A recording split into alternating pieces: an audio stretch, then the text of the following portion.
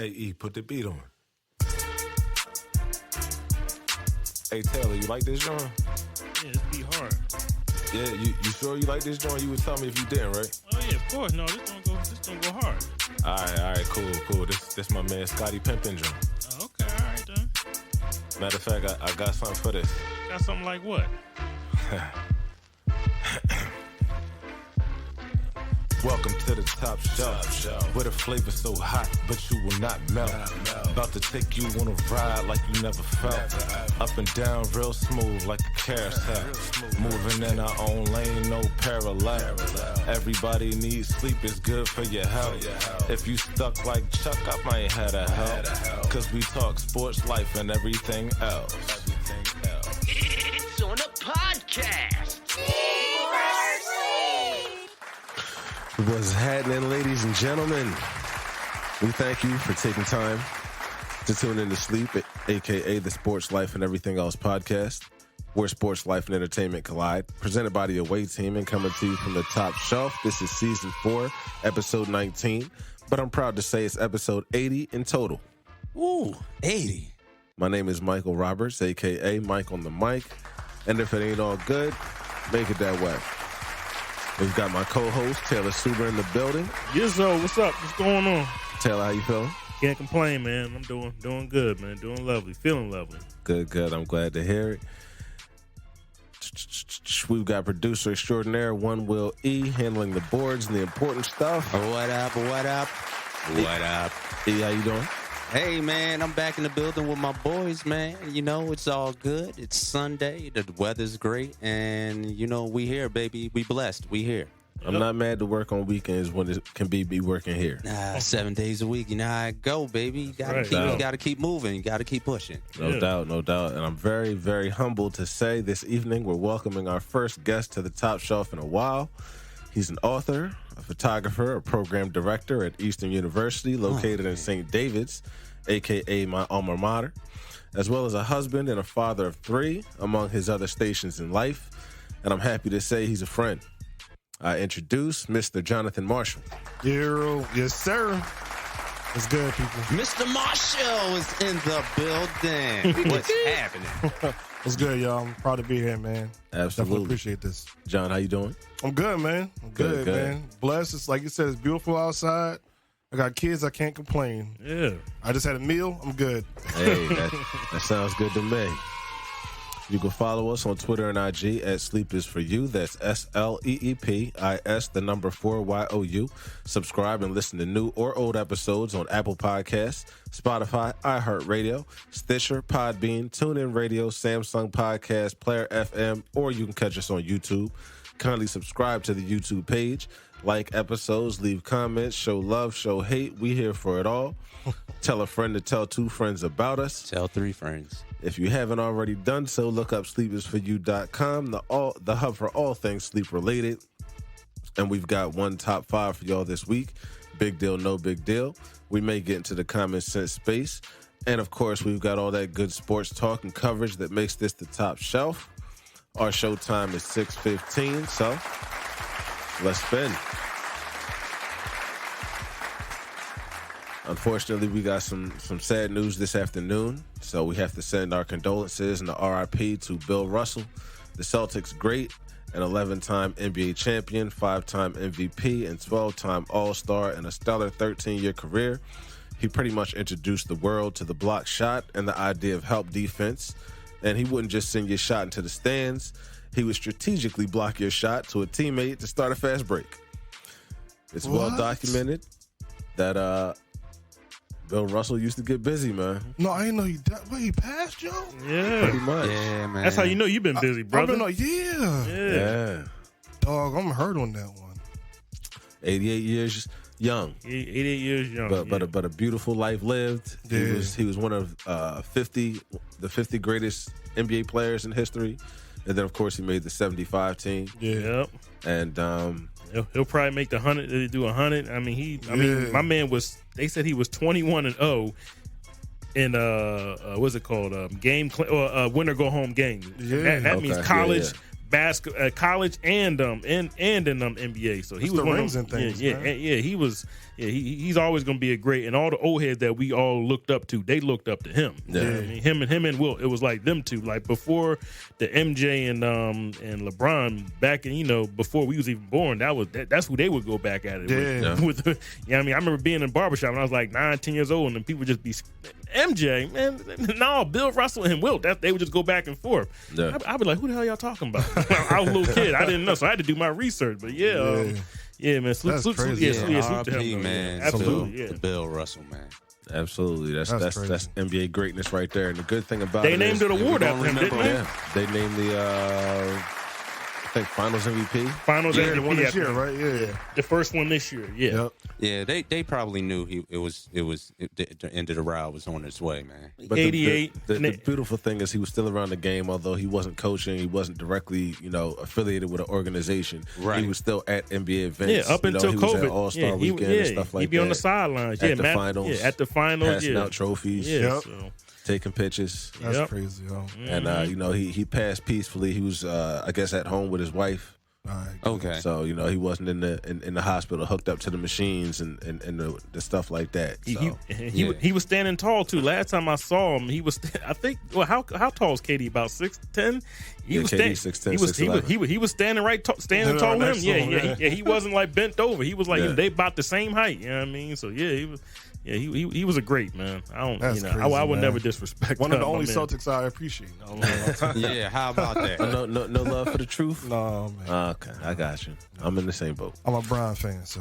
Oh, that's right. That's right. I did notice some of that in my research. I was going to ask you, but we'll get back to Bron later. Yeah.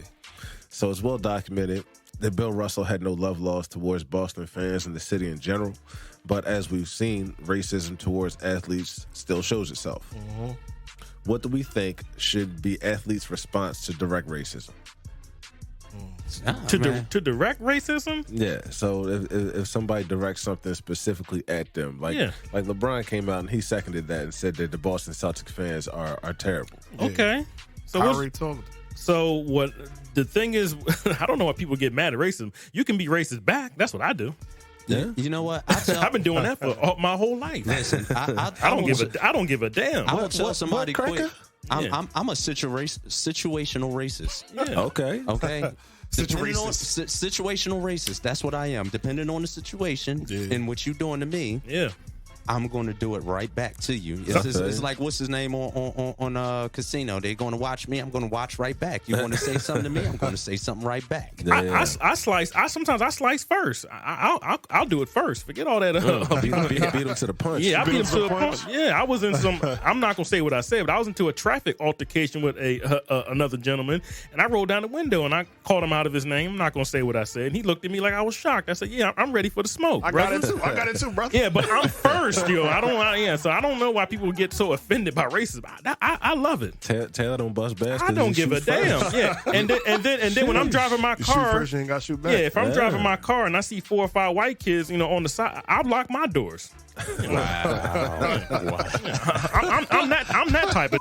I ain't gonna hold you though. I do I purposely do the doop doop doop doop the double beep when I see. I don't know why. I gotta let you know everything's safe and secure. Yeah. Oh my God. I do the double beep too. Yeah, I do it right. I do it right back to them. Man. I don't play no game with the people out here. But that's So I hard though. don't. You gotta think as an athlete though, you put in a position where you say something, that's a fine, right? Yeah. So you am I worth? Is this 25 stacks that I gotta pay? Me saying something back to this boy worth it? No. I mean, you could. I mean, if you it depends on who you are. If you somebody in Bron or Steph's position, you have the opportunity to say it and pay it, but then you got to worry about the PR thing, right?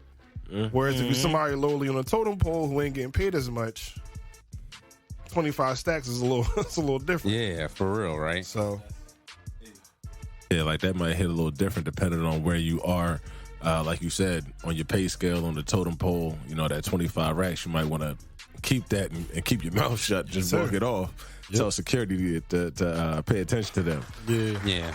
LeBron's famous for getting people kicked out of games. yeah, I was about to say do that, man. But Ain't nothing wrong with that. You can get people kicked out. I'm not mad at that.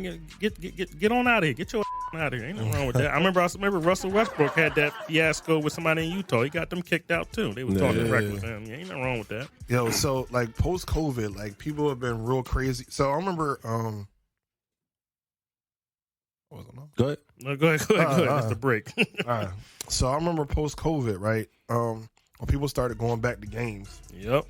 It was crazy. Like I went to a Sixers game and one of the patrons was there and did something and got kicked out of the game. Yeah. It was their first game back. Like it wasn't even, it was a preseason, John. So so just how crazy it is, like people forgot like how to do sports for a while, like regular. Yeah. So it's like you saw last year was crazy. I did see like people were more like after everybody left and people came back, people were like more turned up.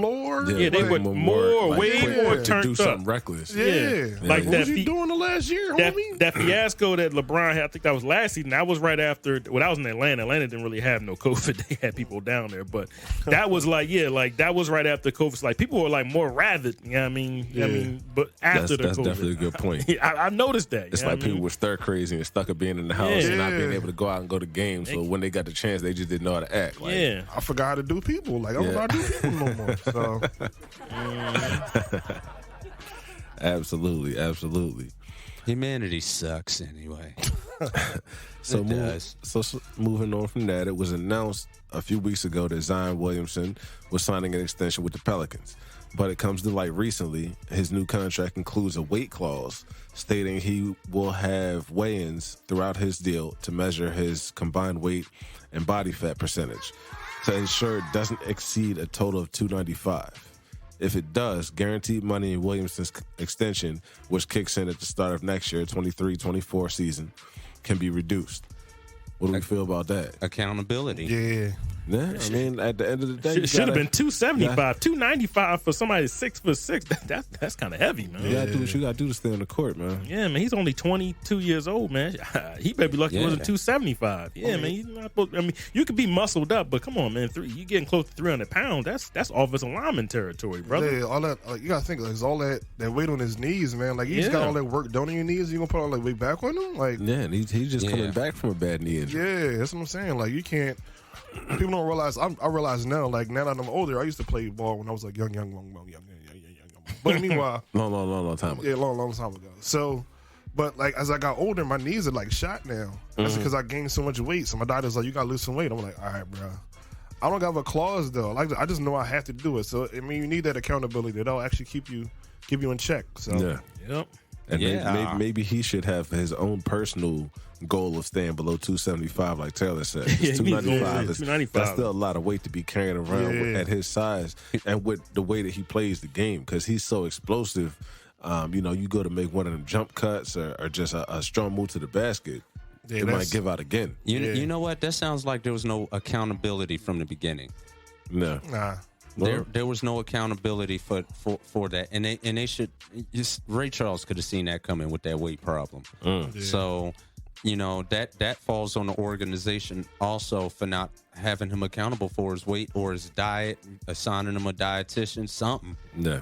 Well, I was wondering, they have money at disposal for these things. Mm-hmm. Did he have his own people? Did he have his own dietitian and all? I have no idea. I have no Don't idea give me the either. line. I mean, I would think you should consider you're making hundreds of millions of dollars a year. He just got paid $270. You better get one. Yeah, get somebody in there to chef it up for you, man. You can find it on YouTube. You can find anything on YouTube. You can figure out how to lose that weight, dude. No. Keto. So speaking of clauses, Colin Murray was big news recently for signing an extension as well, which included an independent study clause, which has since been removed, but stipulated that Kyler needed to study material provided to him by the team in order to prepare for each upcoming game throughout each season of his contract. It went on to state Murray would not receive credit for the independent study if it was not personally studying or watching the material while it was being displayed or played, or if the player is involved in activities that could distract his attention, like TV or video games, or being on the internet. Yeah, because he was saying something about he studies playing football, playing Madden. I was like, bro, what? Some things you just can't say out loud. You got to keep that to yourself. And you can't say stuff like that. Like you probably can learn, but don't say it out loud. You know what I mean? It's just like telling your wife, "Hey, man, baby girl, you need to lose some." You got. There's ways you have to say it. You don't live. Yeah, you don't say that. Like I don't know why he said that for. So I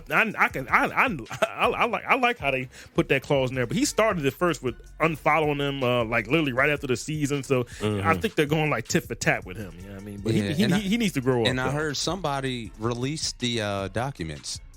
That's what I was listening to on sports radio. They said that how this even came about is somebody leaked it. Yeah, okay. So yeah, it wasn't supposed to get out, and it got out, and then they kind of. But the crazy thing, we want to make it a distract. We don't want to make it a distraction. We took it away, but you taking it away, you makes it more of a distraction. Why are you taking it away? You know what I mean? Why'd you put it in the first place? So it's anytime you see him play, you're going to bring that up from now on until he's not there anymore. Now they got the eye it's on there. you. So even though it's going to be a distraction from now on. So yeah. I mean, it probably wasn't setting the best precedent by that being in there, but it's not a thing anymore, so it's not even really worth talking about.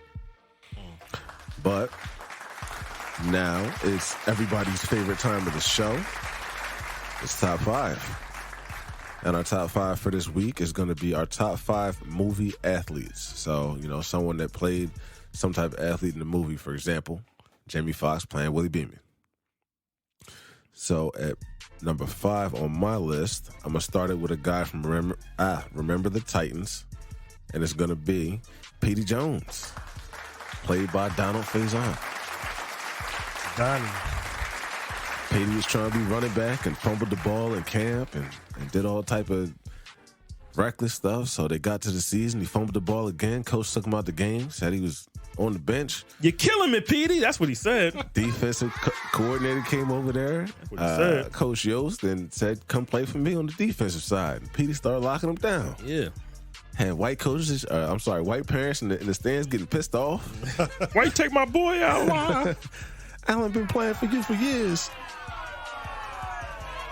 He was trash though, but Petey was out there getting pass deflections. You know? Yeah, man, picking up fumbles. Petey had the reactions on defense, not on offense. You know? Yeah, Petey was doing his thing. Was it Petey Jones? That's what his name was? Petey Jones. Yeah, Petey! And one thing I appreciate about Petey, and most of the people on my list, he wasn't scared to be him. No, he wasn't scared. No. So number 4 on my list, I'm gonna go to a movie that was few years back, but I think it's a classic. It's a classic story, and the guy that was portrayed in it was great, but it was Ali, and it was Will Smith playing Muhammad Ali. Took one of mine, man. Yeah, man. Listen, if it was one person in the history of the world that I wish I could have been alive to see do what they do, it would have been Muhammad Ali. Mm-hmm. Just to see him box in the ring, whoever it was he was fighting, like he was different, man. Which Ali movie you talking about? The Will Smith. Oh, Will Smith one. Yeah. There was another one. I didn't know we was allowed to talk about Will Smith anymore. He ain't canceling them out. No, we're not canceling Will over here. Nah. Come on, man. If we smack Dave, maybe I'll cancel. I'm not cursing. But no doubt, man. Number 4, Ali with Will Smith. That was one of my joints.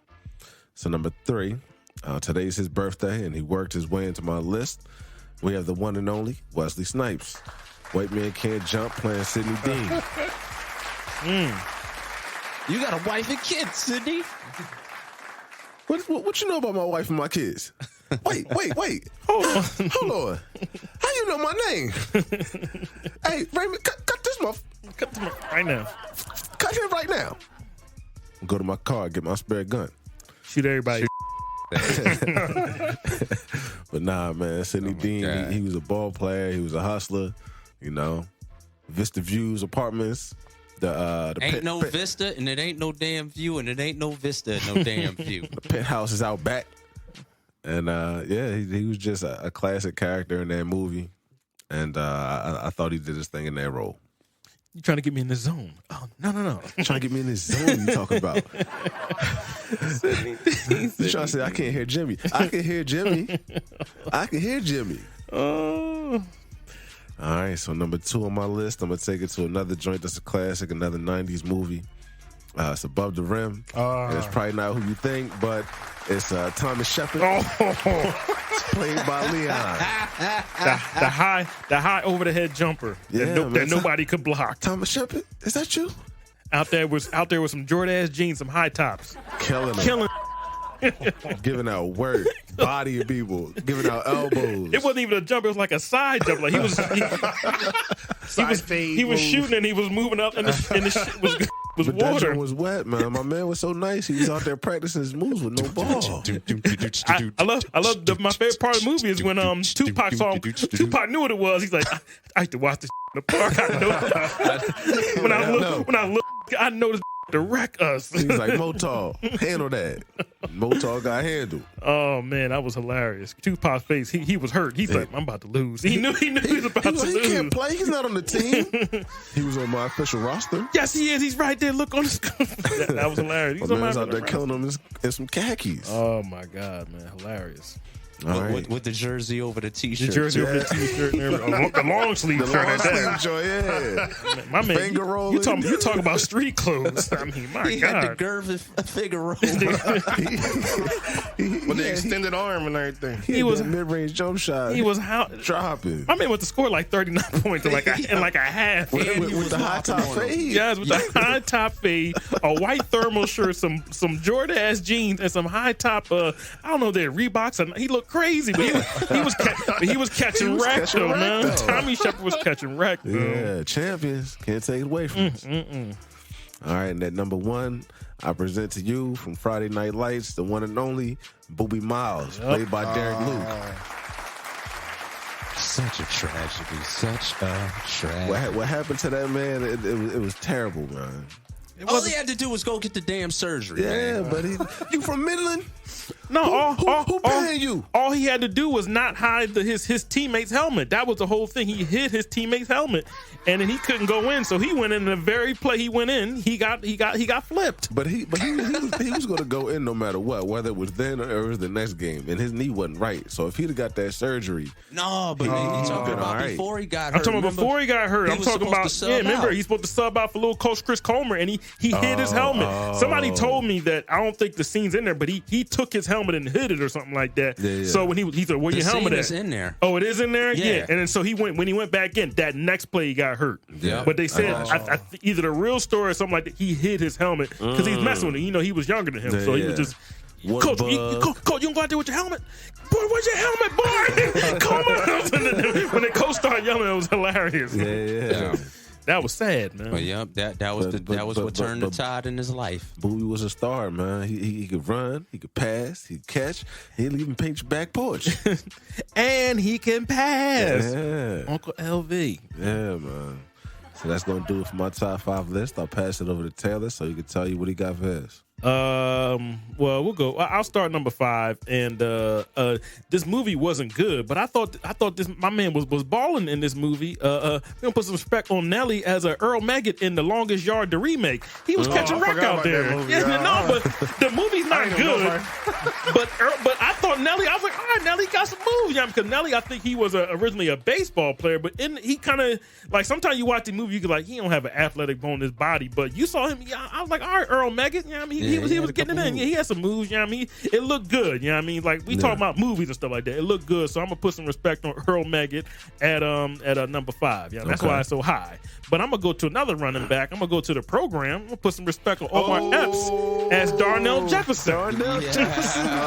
Came in and took my man's spot. Took my man girl. Took his girl. Took everything. In his freshman year. But he was kind of like an all-purpose scat back. But he was getting it in, man. Salute to Darnell Jefferson as Omar Epps, man. Yeah, definitely. The program is a classic. That movie messed me. I ain't seen no program in forever. I got one from there too, but it ain't gonna be who y'all think. Took April, man. Matter of fact, April was a clean cut brother. He was going to law school. She said she got with the gangbang. She wanted to be with the hood. And what year did the program? I think I was. I think 1993, 96 or 97, was it? 1993. R.I.P. to what's his name? James Conner as a coach. Okay, listen. Do you know that they took a scene out of that movie? What's that? There was a scene in the movie where they were laying in the middle of the road. I remember. I think I was either. Oh, they were like junior- trying to dodge cars or something like that. Yeah. Oh, yeah, I remember hearing about that. Yeah. And that because I seen the original scene. I went to the movies. To I remember see that, John. So Was this the they boy were- Joe Kane? They were laying in the street and they were you know, they would have to lay in the street with the football and dodge the cars. And then American kids started doing it for real. Yeah. And getting smacked, Getting rocked. getting rocked, or getting fumbled over the. Oh man, this is a hood. movie. Nobody's gonna get hit by the car in the movie. Right. In real life, there's nobody to stop that car for you, sir. So if you got the original, holla at us. Somebody, because you know the bootlegs used to be that were prevalent back then with the video camera. Yeah, you would get extra scenes in bootlegs. Yeah. Yeah. In the town, Ben Affleck, he was sniffing coke in the bus, man. I didn't see that version. That's not, Oh, yeah, no. exactly. The bootleg where he was sniffing coke on the, bus. bootleg version. Yeah, Got the uncut joint. Well, actually, I know, right? actually, it was before. The one it, for it came out of promotional use promotional only. use only. It came out a Okay. week before. Yeah, he was sniffing coke, or actually codeine on the bus before the bull put the reef in front of his house. My uncle used to get Yeah. them tapes.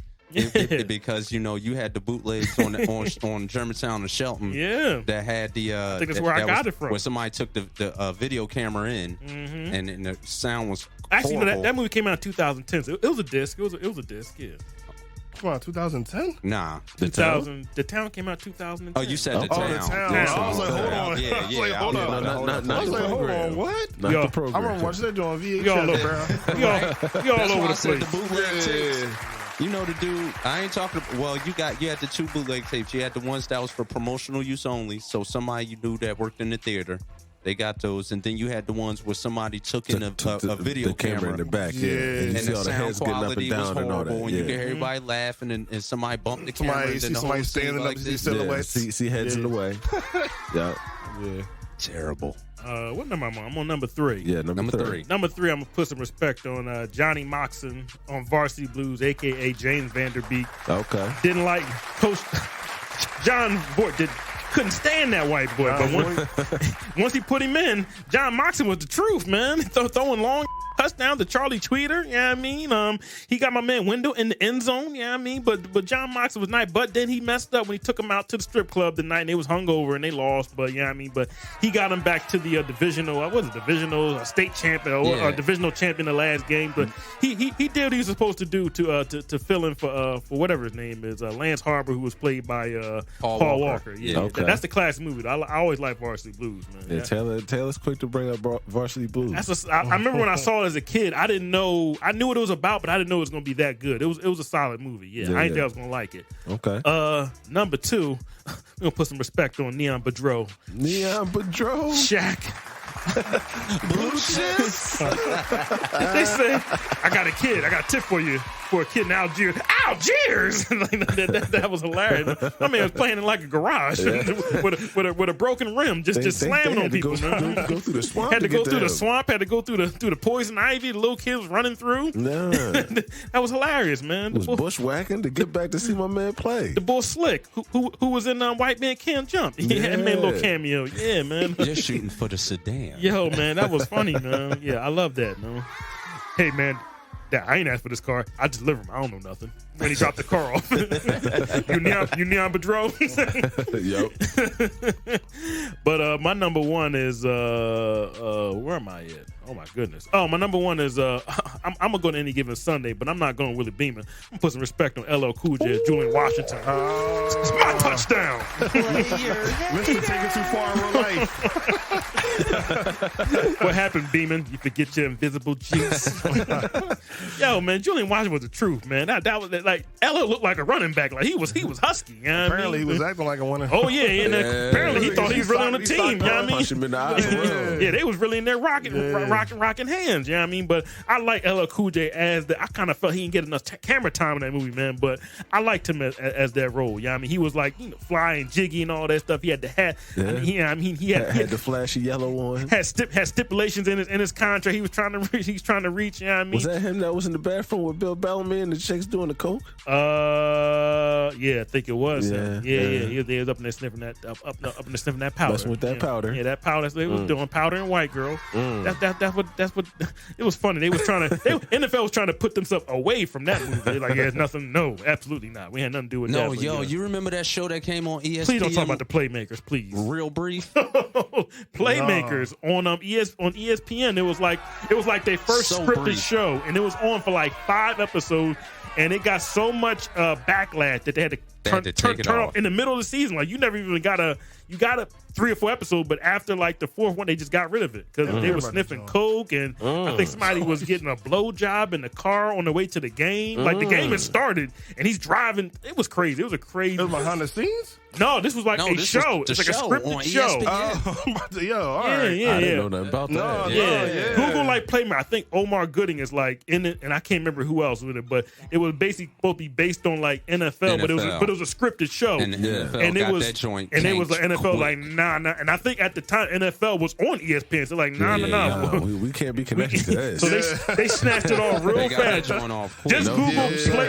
It came out like 2002, 2003. Just Google Playmakers ESPN. You're gonna laugh. It's Google it hilarious. now. Man. Yeah. I remember they got that joint. I was in the Navy when that was on. I remember that. I think I had just graduated from high school. And It we was- had guys that played semi-pro, and they used to be hype. But like once that dude nose just started bleeding, Yeah. that was the last episode. They He had was just talking to the commercials. owner. He was like, "Yeah," and then It was like, Yo, they had commercials. They promoted it, everything. It was crazy. Yeah. Oh, that's probably why, because it had commercials too. Yeah, Like Like they was promoting it, like, yo, and next week the first episode, and then when it came on, it was like, whoa. And the second episode, you're like, whoa. The third one, he was like, yo, and then next, it was gone. And it was like, this is a misrepresentation of our league. Matter of fact, I think it was on ESPN. Then the last episode was like on ESPN2, and then they just got rid of it. It was gone. They snatched it off. Yo, remember the air. they put up that public announcement? The Yep. NFL does not promote or believe in any any of views it, of yeah. the show, the fictional show. Snatched it Playmakers right off. snatched It it was right crazy. off. It was really dark for an ESPN show. It was dark. It was dark. And It's it was crazy. They could probably exposing get those away with it players. now. Today's day Probably and age. now, but back in Yeah. like 2002, 2003, they was like it was too. It was Not too ESPN soon. at least. You might have to put it on like Netflix or Was something like before that. its time. Yeah. Yeah, you got so many streaming services now. Somebody can pick that up. Yeah, somebody can pick that up. You might find it somewhere. Yeah. All right, well, that'll be Taylor's list. So we're going to give it over to our guest so he can give us his top 5. All right, hold on. So movie I had to write them athletes. down. Everybody had them written down. I was like, oh, man, let me do this. Oh, no, you good. All right, so you already took 2 of mine. So Will and Ali, Okay.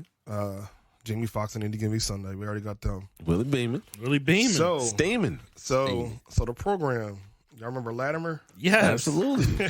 Latimer was the crazy white boy in every movie. He was the crazy white boy in Any Given Sunday, too. Yeah, same boy. Yeah. So like Place kicker. Get out of here. yeah. So what are you doing? Leave me- Like, so it was so, You lead me on. yo, I get through this, yo. At that moment, I knew I liked this boy. Meanwhile, I know that's too far, but yeah, it was a wild joint back in the day. Not everyone has your ability, Alvin. The way he said it, because he was so hype and moving. When he was talking to Alvin, he knew his role with Alvin. yeah. I would have your ability in Alvin. All right, so this gonna throw y'all Juiced off, up. yo. Remember what's that joint Lil Bow Wow did? Like Mike? No, Yeah, it's Like messing. Mike. John messing. I ain't talking about him. I was messing with you. So Damon Wayans, y'all see The Last Boy Scout? Yes. Yeah. Dude, that's one of my. So, Was it Jimmy Dix or Johnny Dix? Jimmy Dix, yeah. So that was like, $500 pants. yo, that was like one of my best. So like I already knew I was going to like, you know what I mean? I was already a fan of both Damon and both Keenan. Bruce. Keenan. Keenan. I was a fan of Keenan, but I was a fan of Bruce as well. Okay. And so when that joint dropped, man, I mean like the first 15 minutes in the movie like messes with you. Remember boy like ran on the field like just And Yeah, blew his brains out. out of the middle of the field. You know how Cole- Billy he said Blanks you the better Tybo score. guy. That was Billy Blanks. Yeah, Billy Blanks, yeah. That was crazy. That That was was Said you crazy. better score this touchdown. Ain't life a. And then then right in the middle of the field. He was like the 10-yard line or something like that. No, he was shooting people and Yeah, scored he the was shooting on touchdown. the way to the joint. He didn't score though. No, he did score. No, I don't remember him scoring. I think he like got like to like the. He scored and kneeled in the Neil in the I know end he zone. kneeled on the field and shot himself, but I can remember him scoring. though. That movie was nuts. I gotta go back and watch it now. But I ain't seen that joint in a long time. yeah, You must be my age then, because yeah. How old are you, man? I'll be 45 in a couple days. 40. Okay. I used to watch I'm that older joint. than you, but So I watched that joint. It's crazy. So yeah, that's my movie. yeah, back on WB when it was all cleaned out and all that. But And then, the TV edited version. yeah, the TV edited version. So I didn't even know boy got shot his brains out until like I was like 5 years later. I was like, whoa, no. what? Oh, What the freak? Yo, I was messed up. And then boy, what's his name? What's the movie? Rudy, right? What's the boy name? Are you gotta talking look it about up. in the movie Rudy? Yeah. You're not talking about Rudy though, right? Rudy was Yeah, but I'm trying to remember his actual name in real life though. I gotta look it up. the guy that was played Rudy. Yeah. His name is like Sean Ashton. Ashton. Yeah. You like Rudy? Yeah. Wow. Because I like redemption stories, man. Okay. I like redemption stories. That's what I'm big on. fine. So Is that the movie when he got it on the last play or something like yeah. that? Yeah. Yep. They finally let him get some They clock. finally let him some clock and then he got in there. So I'm weird on like the redemption type movies. Wasn't Vince Vaughn in that movie too? Vince I don't Vaughn remember. and what's the No. boy name? John Favreau. I think John Favreau, he's in yeah. that movie, yeah. Okay. Yeah. I remember that movie. Hey, we already talked about Ali and And Jamie Foxx. Jamie Foxx. So, Yep. so I Okay. ain't gonna touch on them again. But Cool. yeah, those are my sports. And then it was crazy because I actually did it. Wait, did you do number one? Yeah. Yeah. It was Rudy. Okay. Yeah, so I like redemption stories, and it was crazy because I actually did the list the opposite way too. So I did like sports players who actually jumped on and did movies too as well. Oh, I got you. So, but yeah. So those are my top five. I got an honorable mention. All right, what you got? Who you got? You cannot go down in sports history without mentioning Mr. T as Clubber Lane when he knocked Rocky's mother-loving block off.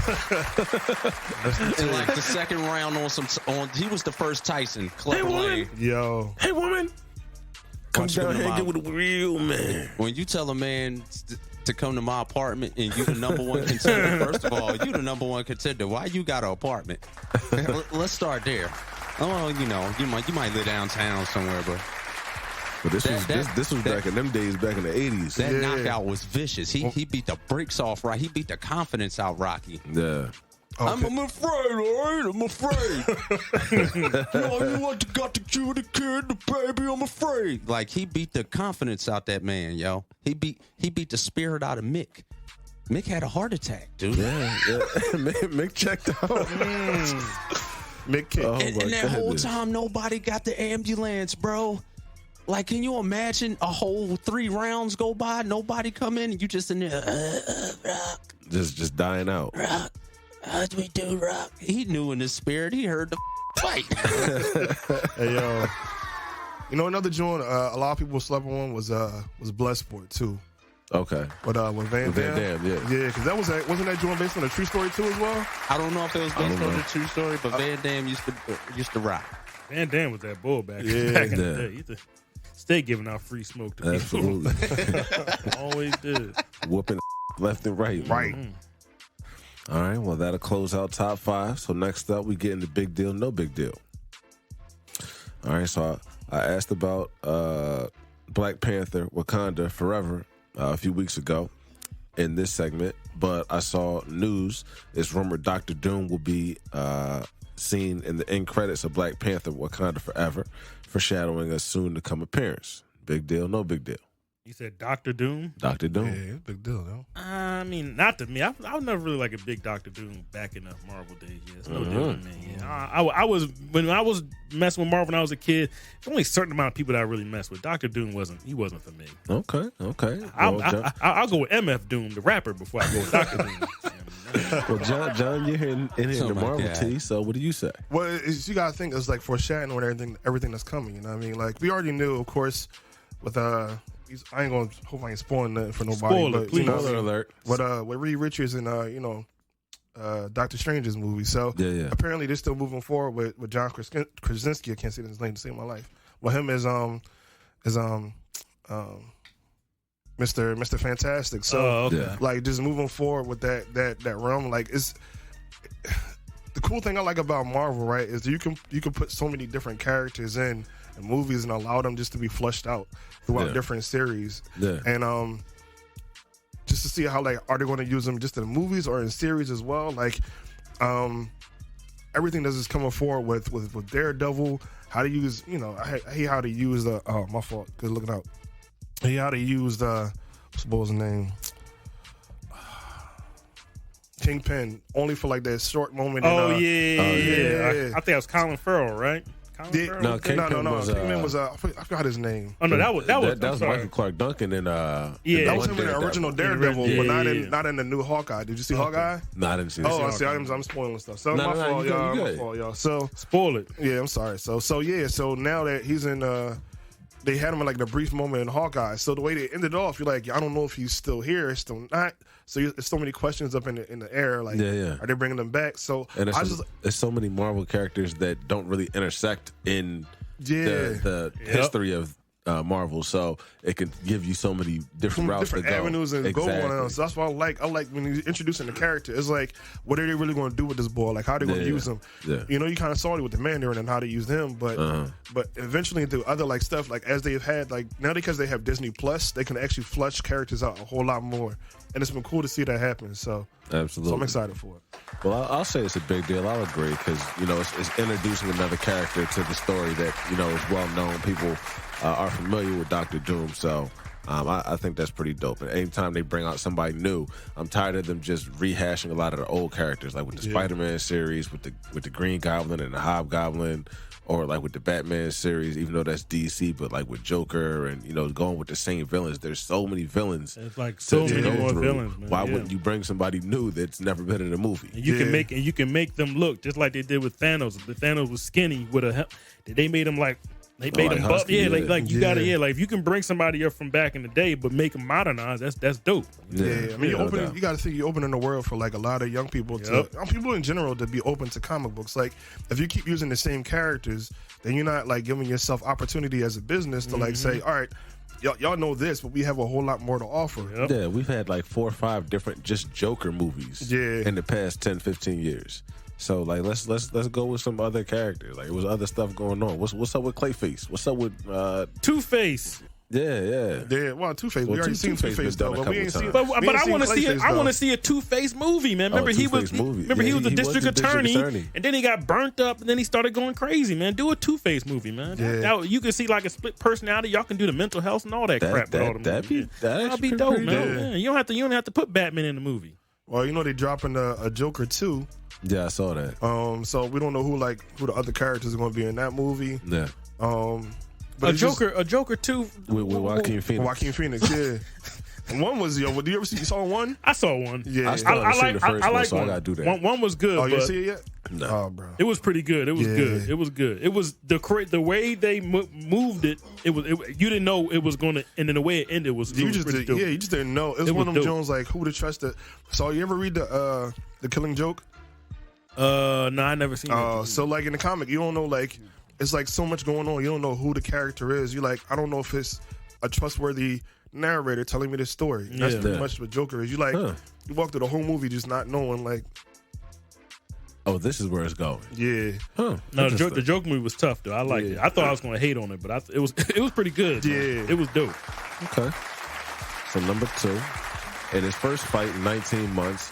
And in a new division as a junior middleweight, Philly's own Danny Garcia scored a majority decision last night against Jose. I'm going to mess this up. Benavidez. Benavidez. Big deal, no big deal? Well, I'll say it's a big deal for Danny because he's trying, like I think I told you this on the phone earlier. He's going to move up in weight, try to maybe get like 2 or 3 more big, or 2 or maybe 3 more big fight before he retires. So that's what usually what welterweights do. They move up, go to 150, try to see if they can catch I think Tony Harrison wants to fight in the bull from Detroit. They fought the Charlos. So if he can get in a fight with them and get maybe an 8-figure deal or something like that, that would be cool. So it's a big deal for him. For me, I'm kind of like lukewarm on the when boxers on the other side of their career. I'm still waiting for Errol Spence and Terrence Crawford. I'm still waiting for Devontae David and what's my man named Garcia. Like I'm waiting for I like the young guys coming up. The young guys. I mean, like Danny's kind of on the other side of his career, but it's a big deal for him. No deal for me though. Okay, I'll say it like that. Yeah, John. I'm kind of I kind of agree. I would say big deal though. Okay. So I like, once again, like I said, I like redemption stories. You know what I mean? So I like to see. It's his first fight in over a year, almost 2 years. Yeah. He's coming back. His last fight was a loss. Yeah. So, Yeah, I would say probably a big deal. Plus, he's a Philly guy, so we want to support. I saw his fight in when he fought at Temple. I guess it was like 4 or 5 years ago. I went to the fight and everything. It was dope, man. Okay. Yeah. That's what's up. I was in the crowd. Yeah. Yeah, I'll go with everybody else and say big deal. Shout out to Danny Garcia. Keep doing your thing, getting W's for as long as you continue to do what you're doing. S.L.E.E.P likes to see you winning. So number 3. It looked like someone set off the pyrotechnics at a Lil Durk concert at the wrong damn time, and Durkio got caught with an explosion in the face. Pause. Big deal? No big deal. I saw. It's funny because I saw the Thanks, Taylor. I saw when he caught the milk. So I guess is this the same show when somebody threw some trash at him and he caught the milk like with his bare hands? I don't know. I didn't didn't see that, John. I saw Yeah, one. Got thrown. That wasn't it. Cuddy got stuff thrown at him. Yeah, Cuddy got stuff thrown at him. He walked off. That was a little while ago. Yeah, he walked off like a hoe. But this was more recently. This was at like a daytime concert. Yeah, but I seen him walking on the stage. He had the mic. He was walking across the stage, and all of a sudden it was like somebody didn't know what was going on and set them Jones off, and it was like the explosions that's supposed to come out the stage, but he was too damn close, and it was like bow. Yeah, and he just walked it off. I saw but the his man's like, "Yo, you good?" Ain't on the eyebrows no more. No eyebrows in his I saw the thing over his eye, the bandage and everything. He looked like a DC character. He looked crazy. That's a no deal. He got the Michael Jackson. He'll be all right. The Pepsi joint. Yeah. The big bandage on his face and eye, man. It was funny, man. Dang, bro. Terrible. Yeah, but that's a no deal for me, though. Okay. Dirk all right, though. Nothing. Okay. No deal for me. Well, I'll say it makes a difference. I mean, it's his health right now, so I'll give you that, it's a deal. Maybe not a big deal, but You need to be watching out for them out in Chicago. Yeah, that's what you need to be worried about. yeah. It didn't kill his whole damn family. Saying I too mean, much on we're these not songs. laughing at it, but I'm not. No, these are facts. That's His not brother, fun you know at all. what I mean? Like people in his family catching that work. You know what I mean? So he got more to work. And then remember, he was up in the house with his girl, and they tried to rob me. Had to shoot them Negroes from his crib. That was early this year. So he got bigger problems than pyrotechnics. yeah. That's crazy. The closest thing that got to him was pyrotechnics. And everything else, then they got his family and all that. He got Exactly. pyrotechnics. Yeah. That's crazy. Crazy. All right. Well, that's what we have for Big Deal, No Big Deal. And with that, we'll get to our guest, Mr. Jonathan Marshall. So you are somewhat of a sports fan. Yeah. Are you a Philly sports guy, or are you like one of those Philly guys that likes Dallas? No. I don't bang with Dallas. I ain't gonna do that though. But That's what I'm talking about. nah, I ain't gonna do that. Niggas in Philly, they ain't never been to Dallas. Yeah, nah. Never even been to Virginia. But they Dallas Cowboy fans. So I'll be real with you, right? So I'm a sports fan. I'm not a Philly sports fan. Okay. I'm a player sports fan, right? So I like Okay. specific players. Okay. So I was on Philly when AI played, Gotcha. and then the moment that broke my heart, was when AI came back to Philly. I was at that game, Yeah. and I was just watching him play. With Denver. Yeah. No. I'm talking about when he came back He to came play. back to play for Philly. I got. He was wild. At the end. Yeah, at the end. It was like a level of wash though. And he had a cut. He didn't have a braid. It wasn't the same. He had a fade at this point. Yeah. And it was like what's the boy called? Samson, where they cut his hair or something? Yeah. It was like that kind of situation. It's kind of like that girl you saw in high school, and you see her 8 years later. He's like, she was that thing back in the day. You see her now, you're like, nah, man, It's not That's the how it same. was. it's not hitting the Yeah. same no more, man. So But I remember that, and I remember he just stopped playing. Yeah, so I remember the game he came back, right? And I'm watching it. He missed I would say like 4 or 5 layups. Oh my goodness. And he took them out. And I was like, Yeah. dag, bro. Like, how do you... And that team was good. They had like Yeah. Lou Williams and Drew Holiday and I think the other Andre. The Andre team was Iguodala. okay. Yeah, So Andre was all- still here. No, wait. Was Andre still here? Or were they did they ship him out? Evan just to Turner get was him? on the team. There was a brief time Andre Iguodala and AI Yeah, I played was still together. there. Yeah. All right, because Yeah, I know yeah. they shipped him out after Yeah, that. Elton but Brand. Like the team. If you Yeah. look at the team, like how did it? But once AI came, he kind of like sucked the wind out of him. People was like, yeah, he back, and then when he and came, he wasn't him. It just Yeah. wasn't him. And it was crazy because it was Yeah. Andre's talent at that point in Yeah. time. Yeah, And when he yeah. came back, he kind of got pushed to the side. Yeah. But Yeah. yeah, so after that happened, man, I'm just like, I kind of got disheartened, man. I was like, I all got you. right, I'm not going to be no team dude no more, man. Okay. So what players do you follow NBA wise? I mean, of course, we said LeBron. yeah, I go wherever Brown go, man. I ain't going to lie. It's Okay. all good. I like him as not just as a as a athletic player, but I like him as an IQ player, man. So I like IQ players. I got you. NBA, I like Ja. Of course, KD. Kyrie still to this day, man. As much as controversy is around him, man, like that handle, man, you can't. It speaks for itself. So He can ball yeah, man. when he feels like When he it. feels like it, though. So, other than that, right, for real, I'm just like a ball fan. Like sports altogether, I don't really watch like that many sports, man. Okay. So Anything NFL wise or no, not so much?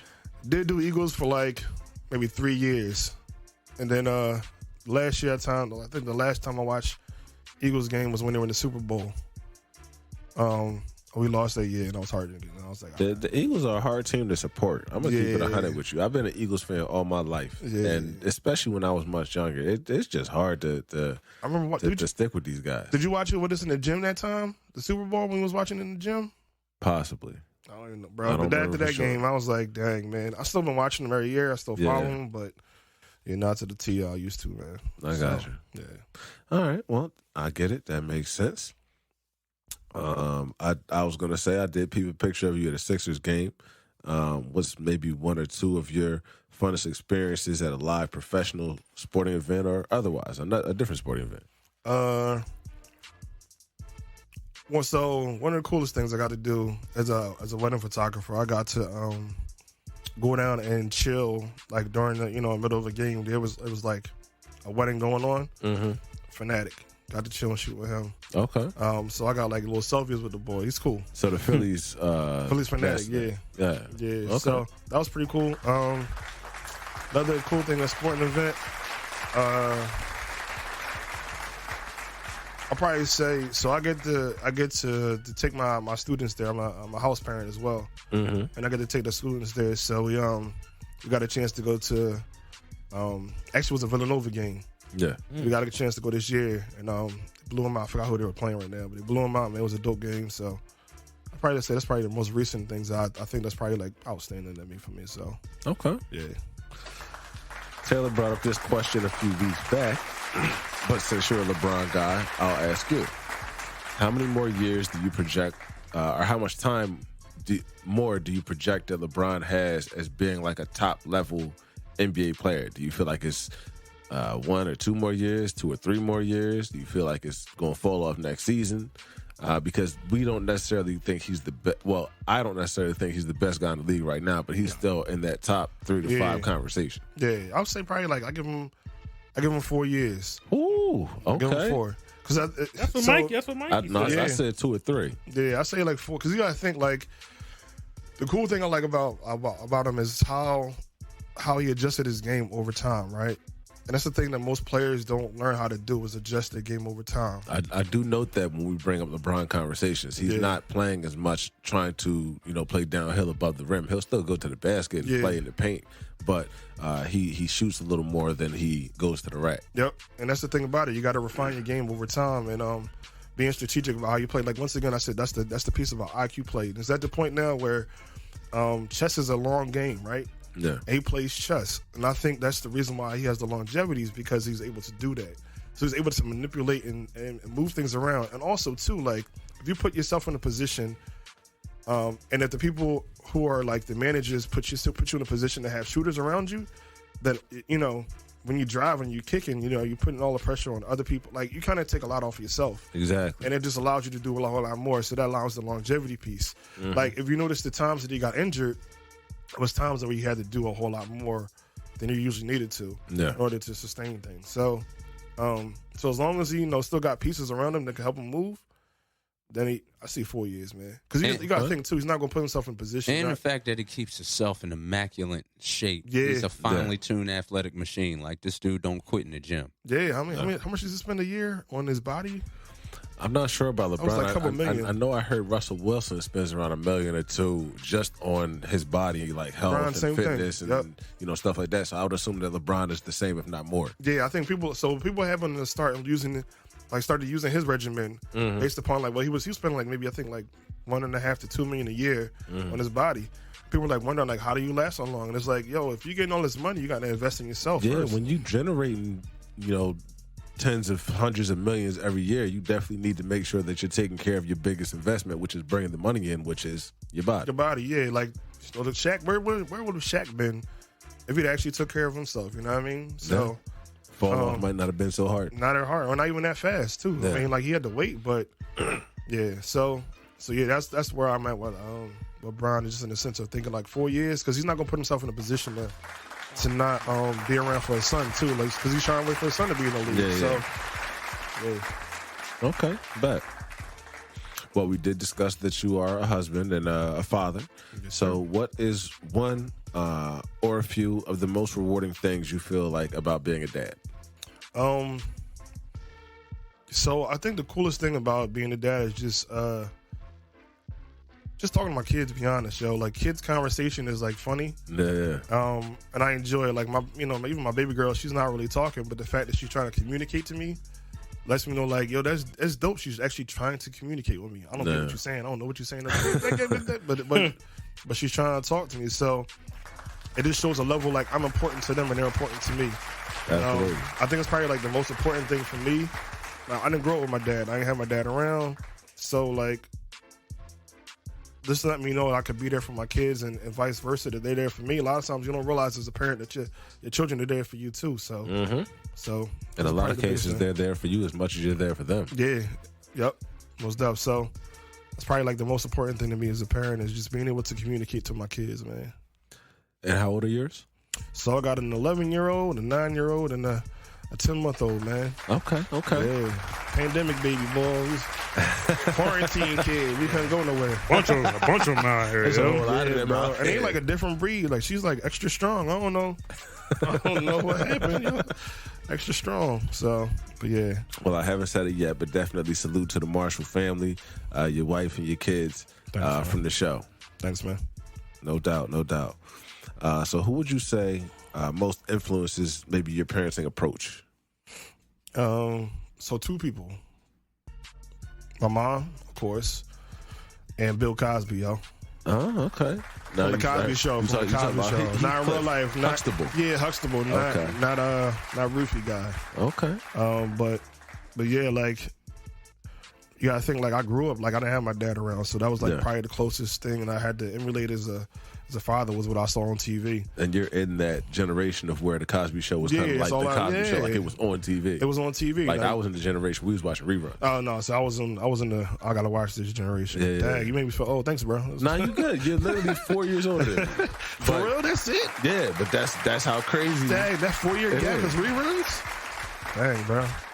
But yeah, the like, just watching that show on how he handled his kids, was important to me. Like, just to like I said, communication was big. No. On the Cosby Show, like, he always talked to his kids. No. Throughout their, the ups and the downs, you just sit down and have a conversation with them, and it was important to me. So I got you. So yeah, I took it out. To be honest, I took that into my like everyday life. I was a social worker, I was a teacher, all those things, and I took that and ran with it. Like, just being in communication is a big part. So. Absolutely. That's something that's big in my relationship with me and my ladies. We want to make sure we communicate with each other, because when communication breaks down, that's when misunderstandings happen. That's when you have the time to come up with things in your head about what's going on, and things start going left. Yeah. And then, yeah, like I said, my mom too, man. Watching her as a single parent do it, man. I remember I grew up in Camden, so grew up in Camden and then came to Philly. CMD. Cash Money Drugs? Do they still call it that? Yes, sir. It's actually, to be honest, I'd rather live in Camden than Philly right now. But meanwhile, so growing up in Camden, my mom was like particular about making sure, like, I was in the middle of the hood, and my mom made sure that I had like every opportunity that I could have in the middle of the hood. And that's not easy, man. So just to show, like, you sacrifice for the sake of your children. That's the biggest thing I learned is, like, my children didn't ask to be here, right? Taylor says that all the time. Yeah, they didn't ask to be here. I made a decision for them to be here. So if I made a decision for them to be here, then I got to sacrifice for them to be here. So, so that's my mindset. That's a whole beautiful, fact. Beautiful. Yeah. Okay. We were saying earlier, but this year you turned the big 40. Yes, sir. How's it feel? Yeah. Yeah. It's starting to kick in. No, actually, what's cool now, man? This was a dope year, man. My 30 was like my 40. I felt like when I turned 30, I was like, "Dag, bro, I'm old." Yeah. But this year, like I turned 40, and I don't feel like I'm 40. Okay. And I don't feel like I'm old. I got the grays and all that, but Yeah. I don't feel like an old head. And I Okay. still, I'm trying to, it's funny because my kids and the students I work with, I try to do, I'm trying to do young boy moves, try to dance with them and all that. And they're like, yeah, you look 40. Like, all right, but I don't feel it though. So, but I'm 40. I don't feel like it, man. So let's ride. Other than my knees. Finishing out the father questions, what's the most memorable Father's Day or birthday gift you've been given? My first birthday as a father was dope, and there's nothing big, yo. My wife decided to take me to a diner. We went to like Manoa Diner. I know where that is. It's not far from where I stay at. Yeah, so Manoa Diner, and it was just me, her, and the baby in the car seat. Yeah. But it was just like that realization, like this is where life is gonna be. And I was cool with it. This is where we going. This is where we going, and I was cool with it. Like some people like dread being a parent. I was cool with it, and at that point, I was like, I was happy. So that was like that moment when you was like, I was resolute. Yeah, I was resolute with it. Like because my dad wasn't around, I had so much fear and anxiety around it. Mm-hmm. And at that moment, I was just like, I'm good. I enjoy this. This is it. And from then forward, I ain't never looked back. So solid gold, man. Yeah. Mm-hmm. That's good. That's good. So it's been almost 15 years since college days for me. A little longer for you. Yeah. But what would you say is your biggest takeaway or benefit from that college experience than your family? Just relationships, man. Like for the most part, one thing I appreciate about college is I still talk to pretty much almost everybody that I knew at that point in time. Okay.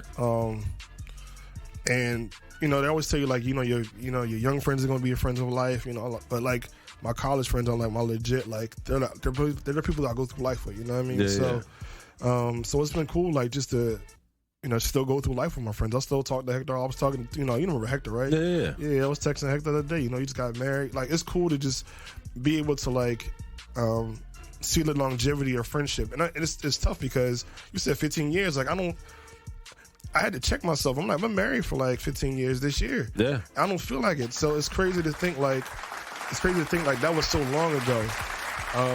It trips me out sometimes thinking about it. It kind of weirds me out. So. And it was such a pivotal point in our lives, like where we went through so much growth. Yep. To where it's like it's significant, which makes sense why you still have such a strong bond with your friends from back then because of things you went through. Yeah. So I went into college with this mindset. Like, I'm the only child. I'm here for me. I'm here to only do me. And I'm just going to be focused on me. I'm not going to focus on anybody else. Yeah. That was my mindset. I'm like, I'm here for school. I'm paying all this tuition. I ain't trying to get sidetracked. And the point that actually changed it was actually Hector, right? So I was an equipped peer counselor. Okay. And he came through equipped. And all craziness, whole bunch of craziness happened. And like the last week of school, he couldn't find housing to live on campus. Yeah. So me at the time, I was an RA and I had my own, room. I was set and I was like, you know what, like I got you. And I asked him to switch me out with another RA who had his own room. So he could have his own room, and I took on a double so Hector could stay with me. Okay. Now, mind you, still this time, I'm the only child. I've never lived with nobody else. And at that point, like that's why we have such a close bond. It was like it became like a little brother that I never had. Absolutely. And so I was like, at that point, I was like, yo, it's not just about you. It's about everybody that's around you. So just start building with people around you. So that was my goal. Okay. Yeah. Cool. How does the road from Eastern lead you to writing books? It actually wasn't even Eastern, man. It's funny, like Eastern had, I said education part, like I was a teacher at one point in time, so I can say that like there. But I was always I was a writer since I was a young age. I used to write like poems and poetry and stuff. Mm-hmm. But once I got into college, I kind of wasn't focused on that. And I started like rapping in college and all that kind of stuff. I was doing music for a little bit of time, and then when I got married, I put that on the back burner. But I still like had the desire to keep writing stuff. Mm-hmm. And it wasn't until like I had my kids and I'm reading to them as a dad, right? And there's two things that I saw or I didn't see. I didn't see us in books, people of color in books. Yep. No, I didn't see no dads in the books. Like everybody was either with the moms or the grandmoms or all that. And then it was like, if they did have a dad, he was like an animal, like he was like a bear or whatever else. And I wanted my kids to be able to see themselves in books. I wanted dads to be able to see themselves in books. Yeah. So that's fire. Yeah. So from then I was like, let's just do this. And then I wanted families to be able to see themselves in books. And then one thing I realized, like, me and my kids, one thing we used to like to do, and we still do, is like just sit down and read together. Like, I wanted families to be able to have that moment. And I keep the book short on purpose because I wanted them to have, like, even if it's like for 5 or 10 minutes, I want families to be able to enjoy these books with their kids for that moment, right? Like, we all moving too fast, we all doing stuff. Mm-hmm. So, like, how can we take small moments to actually, like, sit down, read together, see ourselves in these books. And then the books are all in poetry, so it's repetition, so it's easier for you to remember it. Mm-hmm. So, you know, at the point now where you're reading stories with your child, y'all reading them together. So you're also helping literacy, right? You're helping them learn. Yeah. So that was the goal behind it all, man. That still is the goal behind it all. Okay. It's to build families, you know. So. Yeah, personal story, and you are right on.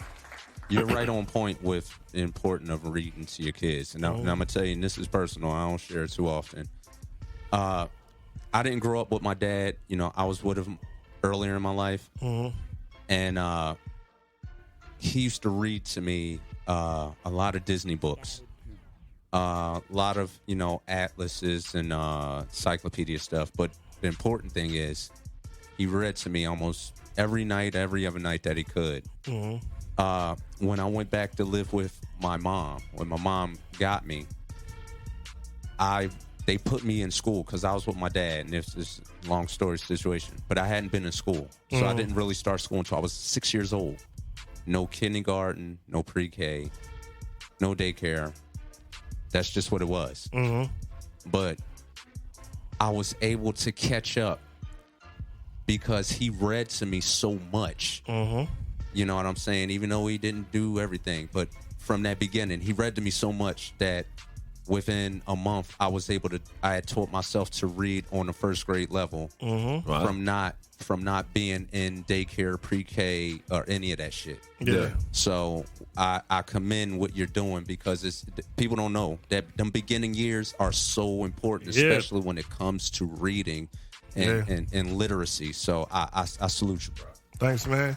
A lot of people don't even know, like, the fact about prisons, right? You know, they build prisons based upon the area's third grade reading level. Like, that's how it's based. Like, they base you on your third grade reading level. Like, if by third grade, if you can't read on the third grade reading level, they do the stats quo. Yeah, they'll build prisons there. Like, that's what they do. Like, that's literally where they build prisons. So just that mindset. Like, people don't understand the power of literacy, right? Yeah. And that's one thing I say. My mom is also too. She was big on, like, you know, my mom always. I remember the first time I asked her, I was like, "Mom, can I get an Encyclopedia Britannica?" And she was like, "What? I can't afford that." We found a used John. It was like a used older version. It was like maybe like 5 or 10 years older, but she still got it for me. Okay. And I sat down and read it was weird. I was one of them kids. It was cool. Uh-huh. I read like comic books. I read encyclopedias. I read thesaurus. I read those kind of stuff. Yeah. And it helped me in my future. And in the mindset now, even with my kids, like reading to them now, like it's not a prideful thing, right? But my 11-year-old, right? So he's going into 6th grade, reads almost on the 9th grade reading level. So it's that importance, right? That you constantly. Yes. If I didn't choose to have you, right? Well, if I chose to have you, right? If I chose to have you, then I'm going to invest in you. Yeah. And that's the thing I view with my children is I chose to have them here. Right. So I'm gonna invest everything that I have in you to make sure that hopefully that you are successful, especially as a black male or a black female. Mm-hmm. I'm trying to invest in you so that when the world looks down on you, when everybody else is looking down on you, that you're still proud of who you are and where you are. So yeah. All right, cool. My dad made me read the autobiography of Malcolm X when I was like 8 years old. Yep. 8. Imagine giving an 8-year-old book this thick nowadays. Yeah. And then I had to read it again when I was like 10. He's like, "Oh, you got to read it again." But you got to think though. But once you do that, like it helps you when you're older and stuff like that. And then by the time I got to college, they did like same thing what he said. They gave us all the. I said I know this whole book, and I was when I was like I'm like 19, 20 years old. I said I'm giving different dissertations about the book. Yeah, and that's the thing about it. Like you get in a I read it as position, a kid. Yeah. Yep. Mm-hmm. So it's cool like to be in a. I remember I was in high school and I read all these books. Yep. So when I got to Eastern, I had read like 5 or 6 books that we were reading. That was coming up in the. That was coming up. Yeah. So like my mom like really invested in my childhood, my youth, to the point where like when it got older, it paid off. Like I didn't have to like I put myself in positions where I was like doing dumb stuff as a young man, but outside of that, that was just my decisions that I was making dumb decisions. It wasn't the academic piece. Yeah, there was always something in you that was kind of predisposed to handling that stuff because you had been conditioned to do it growing up. Yes, sir. So okay, that's dope. So how long did it take for you to actually commit to the process of sitting down and writing a book? After you made up your mind, this is what I want to do. How long before you actually was like, okay, so we're gonna flesh this out? The writing part was the easy part. Like writing, like is like I said, it's second nature to me. So that part wasn't the hard part. The hard part was like trying to decide, like learning the process of releasing a book, right? Learning that you need an illustrator. Okay, that part was the easy part. Already knew illustrators, that's cool. But then learning the whole process behind things, it's an annoying process if it's your first time doing it. It's disheartening if you don't know anything or if you can't find the information. And especially if you self-publish it. So I self-publish for specific reasons, but that whole process is difficult as it is. Self-publishing, but it's also discouraging to go to publishers and have them turn your stuff away too. Yeah. So I went that route first. I went to publishers and they were like, "No," because this was still like, they was like, "No." Yeah. And then, but really, what it came down to was like when people were like starting saying like, "Oh yeah, that sounds like a good idea," I started thinking about like how I wanted to do the books. Right, like they all come out on specific days, which is our birthdays. Okay. So like I wanted my children to have something that was theirs. So I have everybody else having to enjoy the books as well. My children have something that's theirs. Anytime anybody that goes to the books or that comes from the books, goes right directly back to them. Right, Okay. It's one of the savings funds. So long after I'm gone, they'll have something that's still theirs. Right, It comes out on their birthday, so they know like on my birthday, I have this book that's dedicated to me. Yeah. So that was the main thing. Was like getting to all that stuff was like the difficult part. Other than that, I was cool. Okay. Yeah. That's extremely thoughtful on your part. And I've noticed just from the conversation that we're having right now that you're putting a lot of thought into a lot of the things that you're doing. So that's dope. That's very important. So you've got 5 books out at this point. Do you have a particular one that's your favorite? So I do. I like jokes a lot. So Me and My Kazoo at the Zoo is my favorite one. Specifically because I love music and I love animals. Like you know what I mean. So. And my son Elijah, he loves music and he loves animals. So it was kind of like a joke back between us, back and forth between us. Yeah. And it was just it just all came from the idea like what would you do if you had an instrument at the zoo? Yeah. It's like your imagination just runs wild. Okay. And that's what came from it. So I think that's probably like the one I enjoy the most. I think people expect me to say my first book, which is I'll Be Right There, which is like it's a gem in my heart too. Because it's a reminder to me as a dad that I'll be there for my child, but it's also a reminder as a dad that I need to be there for my child, right? But I would say Me and My Kazoo at the Zoo is probably like my favorite, just because of it exudes our family's personality in it the most. Okay, so, and that's one of your more recent ones, right? That's my third book. The third book, yeah. Okay, third book, yeah. Is there anything in particular that inspires you to create a book? Or are there any others in your field that influence your work? Any other authors? Any other writers? No other authors. My family inspires me. So most of the books are from like random conversations that we had or something I thought about, a joke we had. Like just I have my phone on me all the time. So we'll be joking about something. I'm like and the idea will just pop in my head like. I'm a visual person, right? Gotcha. So it's weird how it happens where something will be said and I'll hear it and see it as a book. I'll see it as an image of this is like Me and My Kazoo at the Zoo. I saw like, and animals at the zoo dancing around while playing instrument. Like I saw that visually, Okay. and I wrote backwards from seeing that one picture. Huh. So that's how all the books are written. It's like I have this idea about this one thing, and then I start from there and work backwards. I got you. So, yeah. Well, everybody has their process. I'm Yeah. definitely a visual learner in person too, so it makes sense how you hear things and you see it as a way or as something in your head. Yeah. I'm very similar in that. Do you at some point plan on venturing into writing other material, or is children books kind of your lane? So I'm actually writing a young adult novel right now. And that process is a lot harder than So yeah, young adult so my boys are like, at the age where they're reading young adult novels and stuff like that. Yeah. And you kind of go along where your children are. So that's what I did. So I had this idea of a book, and I ran it by my son. He was like, I like the idea. I don't know if I like the title. So I like the title. I don't care. So, so that's what I'm working on now is young adult. I never had an intention about like I'm going to write children's books or I'm going to write young adult. It's just whatever came to me, and I put it out just there. went with that. Yeah, I got you. so if something else happens, if I do adult, if I do sci-fi. So this one is like a what we call like an urban fantasy type book. Mm-hmm. Yeah. So. Okay.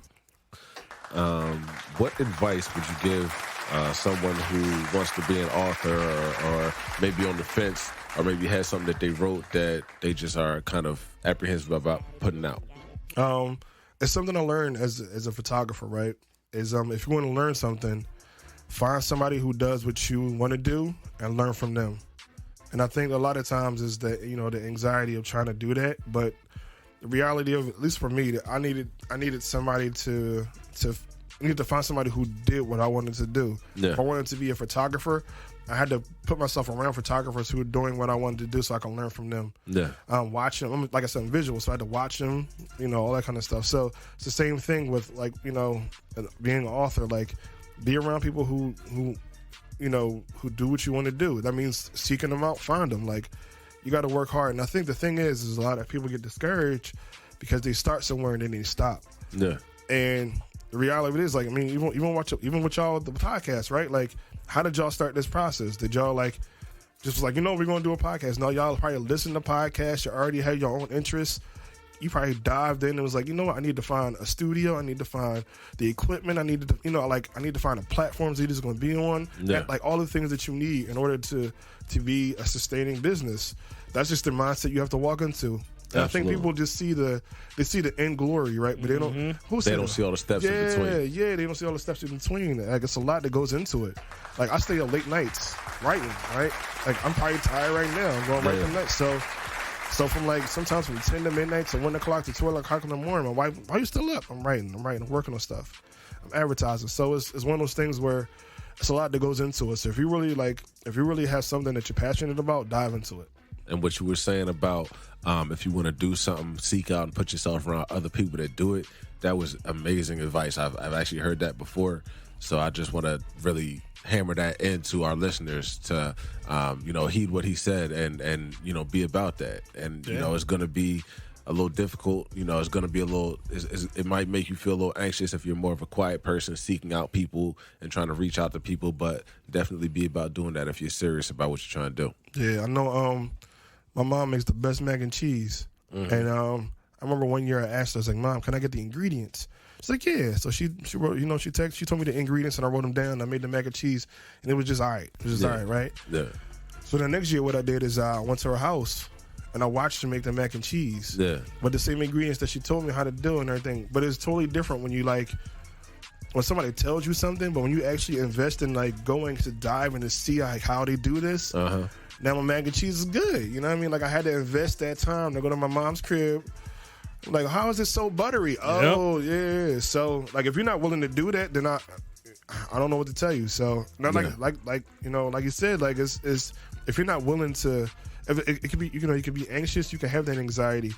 YouTube, if you don't know how to talk to actual people and you're having a tough time doing that, you have the platform of YouTube to go to where you can see, you can find plenty of people who are probably already doing what you're doing and telling you and giving you ideas about how to do that too, where you actually maybe don't have to physically interact with somebody, at least at that point to start off with. So, you're gonna get out of whatever it is that you put into it. So make sure if it's something that you really want to do, you putting your all in. Yeah. So you mentioned you're a movie buff. Give me real quick your top 5 go-to movies. Top 5 go-to movies? Yeah. So dang, if you wanted to watch a comedy, what would you watch? If you wanted to watch whatever your particular favorite joint is, what would you watch? All right, so I'll go categories because I don't got favorites or nothing, man. Okay. I ain't gonna hold you. Favorite comedies, movies. Yo, Zoolander. I ain't gonna hold you. That's like one of my top 5 movies of all time. I was going. Okay. People like, what, Zoolander? Yeah, bro. I'm sorry. Okay. It's all good. Don't judge me. As far as like sci-fi, it's like a sci-fi horror joint. Event Horizon. Oh yeah, Event Horizon's dope. That's a good movie. Okay. Yeah. Sci-fi in general, obviously the Terminator series, like anything like within that. Sarah Connor. Yeah. If you want to take it to history, The Patriot. The Patriot was a crazy movie. That was the joke with Mel Gibson? Yeah. Braveheart. So I like specific, like, so just like I like, like specific players, I like specific actors. Okay. So like a Mel Gibson or Tom Cruise or like, Denzel or, like I go to specific, you name an actor, I can tell you in the movie. I got you. Okay. Good. Which is your favorite Marvel character and your favorite Marvel movie? Wolverine, favorite Marvel character. Favorite Marvel movie? Winter Soldier. That's probably like the most well written of all the Marvel movies that I've seen so far. Was that the Captain second, America too? Yeah, the second one. Yeah, Okay, Winter all right. Soldier. Yeah, that was like, it was just so well written. I think that was the one I liked too. Yeah. So we lost a few actors recently who were prominent figures in what some would call "quote unquote" gangster material, and Paul Sorvino, Tony Sirico, Ray Liotta, and then James Caan. Do you have a favorite gangster movie? So it's between. So I don't know if we count Heat as a gangster movie, but Heat is one of my the top 5. Yeah. Fall in there. All right, but then other than that, Goodfellas. Okay. Goodfellas is my Casino too. But dang, man, that's a hard one. Like that's I love that category. You know what? Carlito's Way. Like I can get bored. Carlito's Way is dope. For some reason now, being this old, getting older, you can get a little bored with Goodfellas. It can get a little repetitive. But for some reason, Casino never gets old. Yeah, and Casino is long. Casino's mad long, dog. But it's long classic, and drawn though. out. But Yeah, so but it was all Heat, makes though. sense. Yeah. But he's the I remember. Heat, that gun scene. If you got surround sound, I remember I first heard that on my Bose. you know what's going to happen, but when you get there, you like, yo, man, like I want to watch it It's again. like you Like saw you it know for what's the going to first happen. time. Yeah. You Yeah, know what's going to dog. happen. And we were Yeah. actually talking about Some of Heat those up are here. some of those are the best movies. When you know what's going to happen, then you get there and you like, yo, this is everything I expected. Even and if more. you want, like, I felt so like with the whole Val Kilmer thing, man. Like I was messed up on that joint. I was like, dang, bro. What you like mean? you just feel bad with the characters. Like you want the best for them. Oh, yeah. And I remember him just tipping his hat and dipping off. I was And like, just dang, dipped off in the Val, Corvette. no Yeah. Val. Like, you know what I mean? So Had to leave the joint. yeah, so like just that, it's crazy. Like you wanted the best for them, and just watching it all fall apart. You know it's gonna fall apart anyway. You knew it Yeah. was, yeah. but You just knew it was. yeah, but you're still hoping it wasn't. But you knew it was gonna happen. So Yeah. but yeah, Heat. I remember having that joint on VHS. It was 2 VHS tapes, dog. It was, yeah. Back in the day, it was, Yeah. before the DVDs came That's how out. Scarface was too. Yeah, I know Scarface Scarface. is on multiple DVDs. Yeah, They was like, this is the end of disc one. Put in think disc two. I think the second Godfather was two tapes too back in the I'm day. not surprised. yeah. We talking about some long movies. Yeah. so it's crazy. I'm a collector, right? So I still got on like a lot of my VHS stuff. Yeah. The Godfather series on VHS is 8 tapes. Damn. Oh my goodness. Yeah, bro.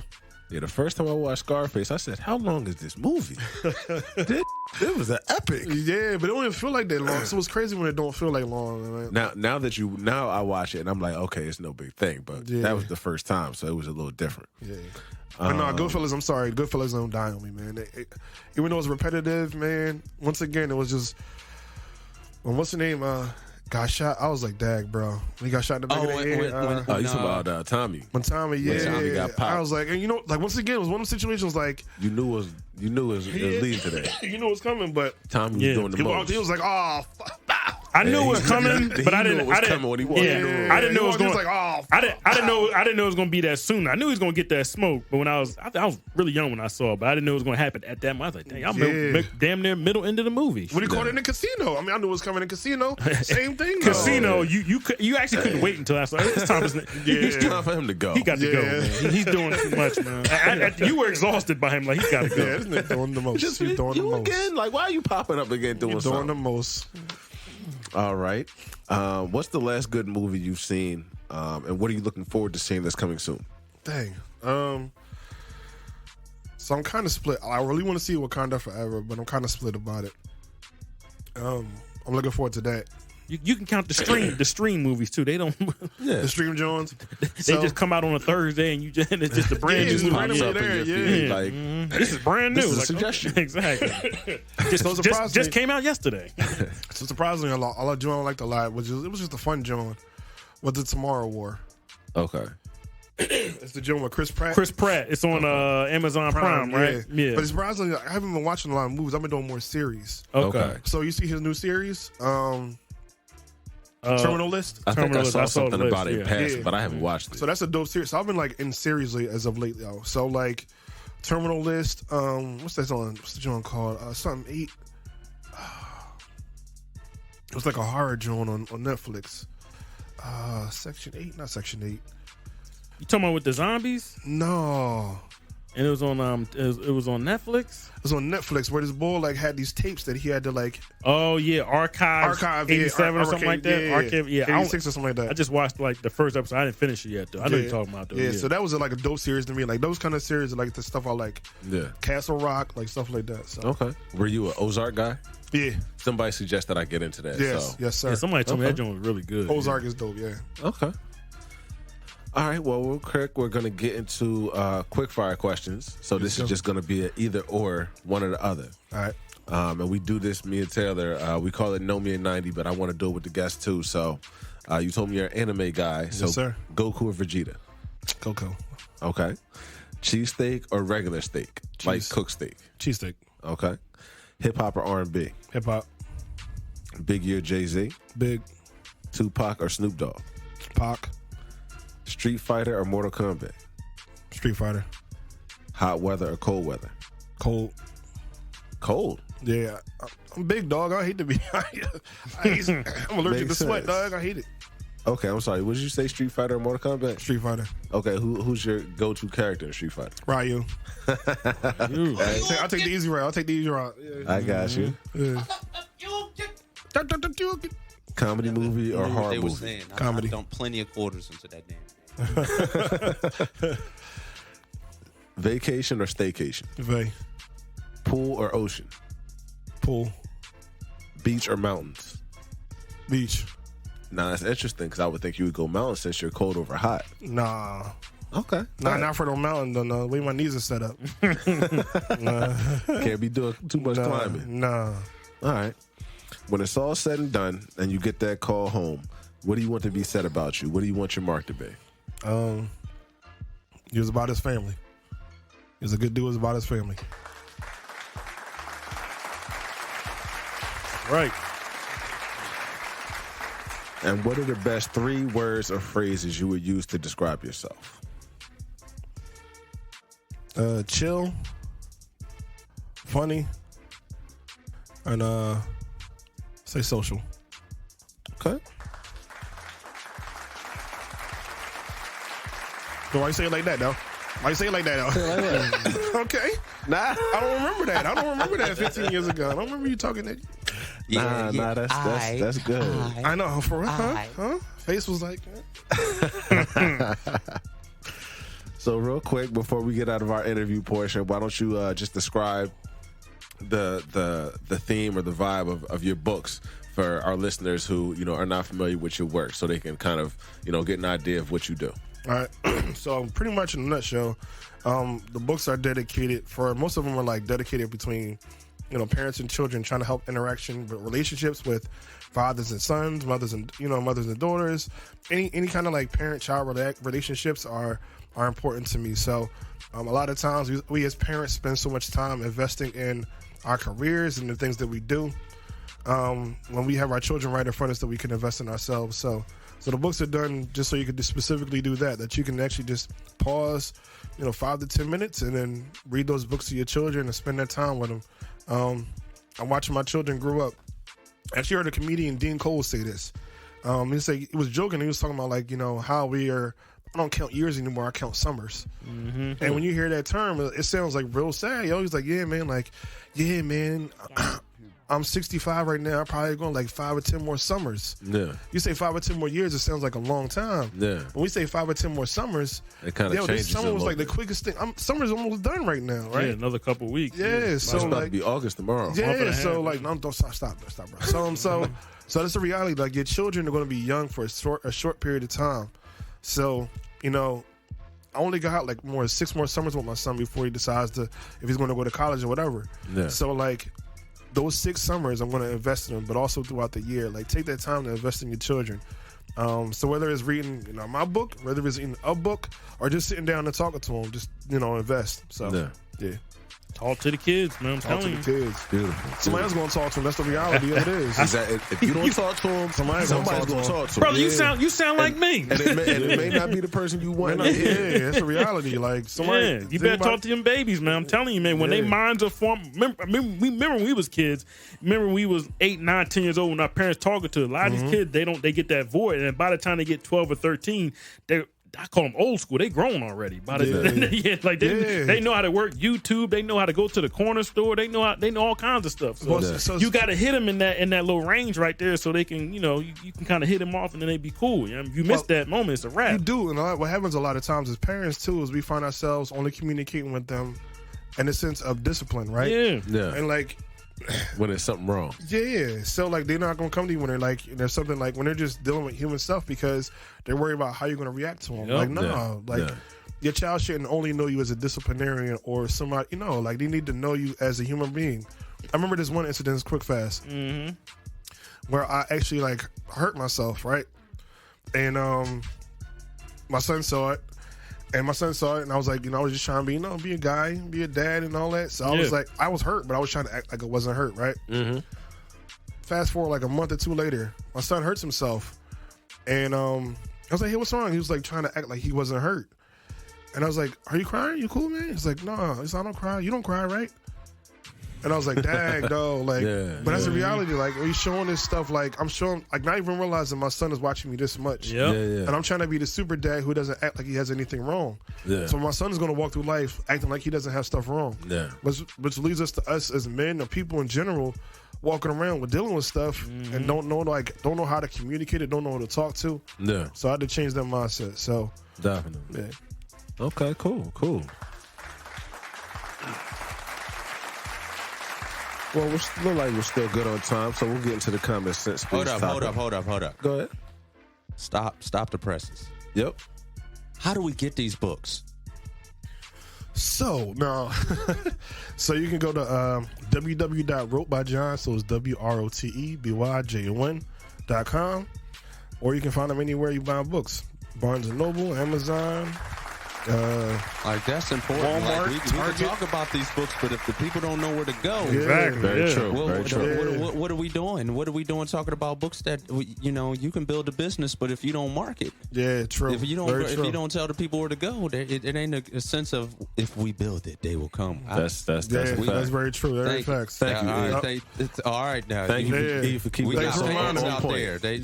Anywhere you find books, look for Jonathan Marshall, the black dude with the bald head. You'll find him. That's JON, not JOH. Yeah, no JOH. JON Marshall. The right way.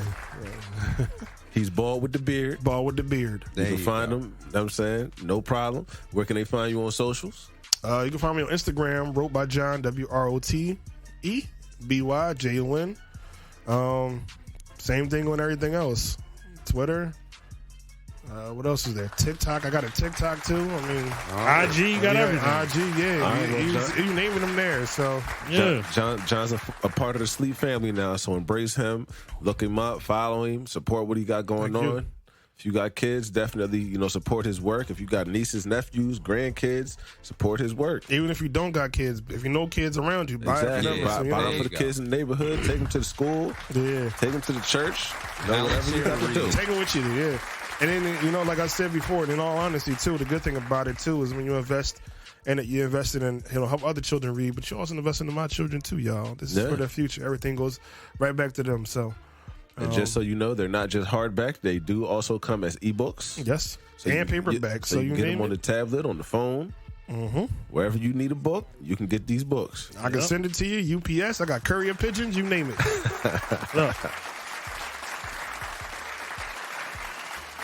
All right, so we're going to get into our common sense-based topic, which is, are movies that are made based on books better or worse than movies made otherwise?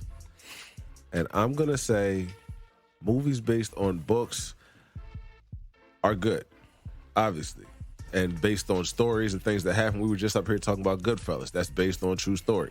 Godfather, that's based on true events. You know, a lot of movies that are based on things that happen are dope. But personally, I kind of like a little bit more the movies that are made otherwise, the ones that aren't based on this or that. Just because a lot of times you'll hear that the movie wasn't as good as the book. Yeah. Well, the movie never is as good as the book. It'll never be as good as the book. It never will be. No. Exactly. You can't remember with movies, you're trying to put a whole book into a whole possible 5 to 10 day read into 2 hours. Yep. Yeah. So you're going to miss a whole lot with extras and a whole cat. Like you got to confine it down. Yeah. Even if you try to break a book down into a series and make it like a trilogy of movies, it's still difficult to recapture what you get from the book. Yeah. With the movie. And sometimes they change stuff up because, like, for instance, BB loves the Thrones. She loves she's Thrones everything, but she loves the books better. Yeah. And she blew through all 3 of these books and is waiting for George Martin to, like, what's up with this last one? So yeah, he's weird about how he drops his books too. So but you know what I will heard. say about movies that are created from books is that when you read the book and then the movie comes out and you see the movie, it gives you a different like visual because you can compare what you had in your head based on what you read to what you actually see on the screen. But that's what messes you up that's a lot of times, though, because you gotta think like. So just like I told you, like how I write, right? When you read a book, you're painting the image of, you're like literally visualizing what you read, right? How you see it. So now you're seeing it on screen, you're like, this doesn't add up to anything that I've thought about. Like, this character doesn't have this personality and all. Like, so that's why people get let down, is because they've already built this image of what it should be, and they have like, you're left with, oh, like this is, even when there's books that are accurately done. There have been movies that have been like accurately done to the book, right? Mm-hmm. And it still let people down because it's the reality of you've already painted a specific picture in your head. Of what it should be. I'm with you. So, all right. Well, Taylor, what do you think about? I agree with the question. I agree with everything what everyone just said. Yeah, like the thing is with the when you're doing a screenplay in someone's head, and the book, to me, it doesn't really matter to me. Like you said, the book, you'll never be as good as the book, but when you're doing a screenplay, you can kind of do your own thing and create it to wherever it can be. But when you got a book and you're trying to put it into a movie, just like he said, you're trying to confine everything down, and it's like I said, you're just trying to enjoy what you read and what you watch, and if it's cool, I mean, I don't know, I'm tired, guys. Oh, people forget too. Like, for instance, think about the comic, right? When Batman v Superman dropped, right? Yeah. And let's take it there. No, let's take it Superman. So when Superman was like, was it the Man of Steel movie? Yeah. When he killed Zod. Yeah. And people were like lost their mind, like, yo, Superman would never do that. I got you. Like, no, Superman never had a no-kill clause. That was Batman. Yeah. Batman had like the no-kill clause. Superman never said, I won't kill you. Yeah. He just chooses not to because it's about a restraint. Yeah. So people lost their mind, like, Superman would never kill nobody. No, he's about saving the people of Earth. Yeah. So he was going to take Zod out. People lost their minds. They forgot that this was based on the comic. Is Superman is the person who could take you out. Now, meanwhile, Batman was throwing you in the insane asylum. What's it called? Arkham. Yeah. Batman had you hanging from the ceiling. Batman. And waiting for the police to come get you. Yeah, I'm still trying to understand how people even survive like Batman's attacks. Like, you got to think about the hospital bills in Arkham City. Like, all Batman's ops is in Arkham. Yeah, not even just that. Not even just Arkham. They in the paying hospitalization. Bane's on floor 3. The Riddler's on floor 14. Joker's down the basement. Exactly. Yeah. Killer Croc is over Killer there. Croc is someplace over here. Come on, man. The Mad Hatter, all that shit. They all in one place. Not in jail. In the insane asylum. Mr. Freeze is in the freezer. Yeah. You gotta mention that. Like, that's why Gotham's pouring, man. The insurance policies, policies and all that right now. Yeah, you see what they're doing right now? They're getting rid of all that insane asylum now. All the crazy people out in the streets right now. Yeah. They're not paying for that no more. No, insurance is crazy. Yeah. All right. Well, E, you want to give us your opinion on our common sense topic? Oh no, I was good. I agreed. So okay, that's right. Yeah, you did throw in what you thought. Yeah, I threw it in. I threw down. I threw down. All right. Well, that'll close out our common sense space this week, and we're gonna finish up our episode with Mike's Minutes. And my words to y'all this week is simple and it's short. Just don't be a mope, man. It's almost we're about to hit August. Summer's almost over. If you've been, shining all summer, you need to strap up, get ready for the grind because the cold air is coming and them bills don't stop. You got to make sure you out here looking fly, jiggy, doing what you got to do. So you got to keep that money coming in. Don't be a mope, man. Don't be a mope. Get up off your shoulders, make something happen. If you got an idea in your head, if you got, a goal that you've been planning, something you're trying to get to, get after it. Getting YouTube University, look it up on Google. Find somebody that does what you do and follow them around. Get with it, man. Yes, sir. Because ain't nobody going to do it for you. You got to do it for yourself. And that's my word to everybody this week, man. You be waiting on people. You going to be waiting. You going to turn into Skeletor sitting there waiting. Like I used to wait for fries at McDonald's back in the day. I heard a great quote that applies to this situation. If you don't make up a plan for your life, you're going to fall into somebody else's plan. And guess what they got planned for you? Wake. Plenty of wake. Exactly. So figure out what you want to do, figure out where you want to go, and get to putting one foot in front of the other. Yes, sir. That's the only way you're going to make it. Mike, I seen this boy at Harrisburg get cussed out at McDonald's by his manager in front of God and everybody. It was horrible. I just, it made me really appreciate what I do.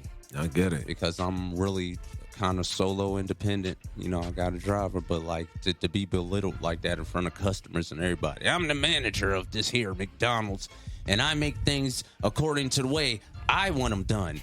Not the way I you make want. the rule. Like, yo, this is McDonald's. Yeah. Yeah. Oh my God. Yeah, my mom used to tell me this one quote, man, and it stuck with me as an old head. She used to say, "John, you are what you eat." Right? And I took that concept outside of just food. Like, the things that you consume yourself with on a daily basis are the things that are important to you. And the things that's going to be consuming you, right? So my mom used to say, you always eat hamburgers, you're going to turn into a hamburger. So the mindset, same thing. Like, you eat if you keep, like, studying from authors, you can become an author. If you keep the things that you consume most are the things that are important to you, that the things that you become. So, yes, sir. You are what you eat. So if you talk about violence in your music, guess what will come back your way. Talk about shooting up people. Not even just that though. Like, you're not even just talking about it. Like, if that's all you listen to. Exactly. Yeah. Well, it will find you, sir. Yeah. Or madam. Yeah. It's all about what you consume, whether food wise or what you take in. What you watch, what you read, what you put yourself around. Which is why I be preaching not put yourself in negative groups and around negative people. Yeah. You know what I'm saying? So don't put yourself in a situation where you're guilty by association. Yes, sir. All right, well, that's going to do it for us this week. Season 4, episode 19. We appreciate everybody checking in with us, checking on what we got going. We definitely appreciate and want to thank Mr. John Marshall for coming out and spending some time with us. Appreciate this, man. This is dope, man. Again, you can look him up at rotebyjohn.com. Yes, sir. WROTEBYJON.com. Look him up on Wrote by John at Wrote by John on IG. and any other social areas. Support his book, support what he has going on, show him love from the show because we showing him love today. Follow us on Twitter and IG at SleepersForYou. Check out sleepersforyou.com. Look out for episodes on Apple Podcasts, Spotify, iHeartRadio, TuneIn Radio, Stitcher, Podbean, Samsung Podcast, Player FM, or YouTube. Taylor, anything else you want to say to the people? Peace out. E. Make sure y'all read to y'all kids because you'll be surprised at what they remember for a lifetime. That's a fact. Yep. John. What he just said. Read with your kids, be with your kids. I can't even add nothing to that, so. Nope. Water. Yeah.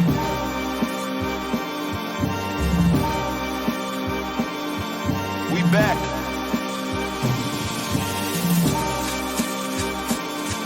Yeah.